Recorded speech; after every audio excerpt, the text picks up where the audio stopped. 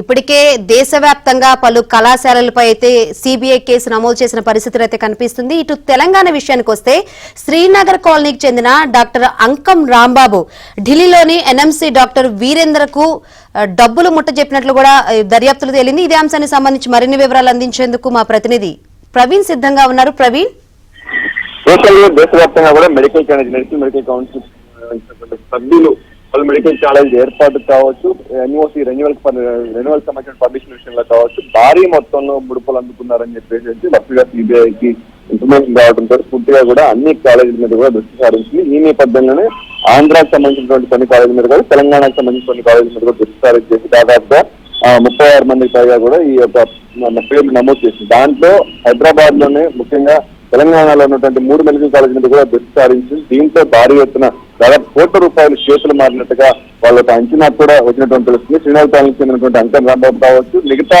ఆ కాలేజీలో సంబంధించినటువంటి వరంగల్ కాలేజీకి సంబంధించిన వాళ్ళందరూ కూడా పూర్తి యొక్క సభ్యులు ఏర్పాటు చేస్తున్న వాళ్ళ నుంచి కూడా ఈ దందా అంతా కొనసాగించినట్టుగా తెలుస్తోంది. ఎందుకంటే ముఖ్యంగా మెడికల్ కాలేజీలు అనుమతులు కావాలి అని చెప్పేసి అంటే ప్రభుత్వ కాలేజీలకి దాదాపుగా రిజెక్ట్ చేస్తూ ఉంటుంది. ఫ్యాకల్టీకి సంబంధించి కావచ్చు, బస్సులకు సంబంధించి కావచ్చు, ఇన్పేషెంట్ అవుట్ పేషెంట్లకు సంబంధించినటువంటి విషయంలో ప్రభుత్వం బోధనా సిబ్బందికి సంబంధించిన విషయాలు కావచ్చు ఎక్కడ కూడా ఏది లేకపోయినా కూడా ప్రభుత్వ కాలేజీలకి దాదాపుగా అన్ని కూడా రిజెక్ట్ చేస్తూ ఉంటుంది. కానీ ప్రైవేటు ఆ కాలేజీలకు సంబంధించి దాదాపుగా అనుమతులు విషయంలో డబ్బులు తీసుకొని చేతులు మార్చుకొని అనుమతులు ఇస్తుందా అని చెప్పేసి వరుసగా వచ్చిన సబ్జెక్ట్ కనిపిస్తుంది. మినిమం గా దాదాపుగా ఒక వరంగల్ కదా హైదరాబాద్ లో ఉన్నటువంటి కొన్ని మెడికల్ కాలేజీలు కూడా ఇలాగే ప్రవర్తించాయి. ముఖ్యంగా రెన్యువల్ ఆఫ్ పర్మిషన్ తెచ్చుకునేటప్పుడు ఎన్ఓసీ తెచ్చుకునేటప్పుడు కూడా భారీ మొత్తంలో ముడుపులు ఇచ్చారని చెప్పేసి చెప్తా ఉంది. అలాగే ముఖ్యంగా మన సంఖ్య చూసుకోవచ్చు, 50 మెడికల్ సీట్లు కావాలంటే దాదాపుగా మనం చూసుకున్నట్లయితే 14 మంది ప్రొఫెసర్లు కావాలి, 20 మంది అసిస్టెంట్ ప్రొఫెసర్లు కావాలి, అలాగే ప్రొఫెసర్లకు సంబంధించి 6 మంది కావాలి, అధ్యాపక సిబ్బంది ఎక్కువ ఉండాలి దాదాపుగా. అలాగే ఇన్పేషెంట్లు అవుట్ పేషెంట్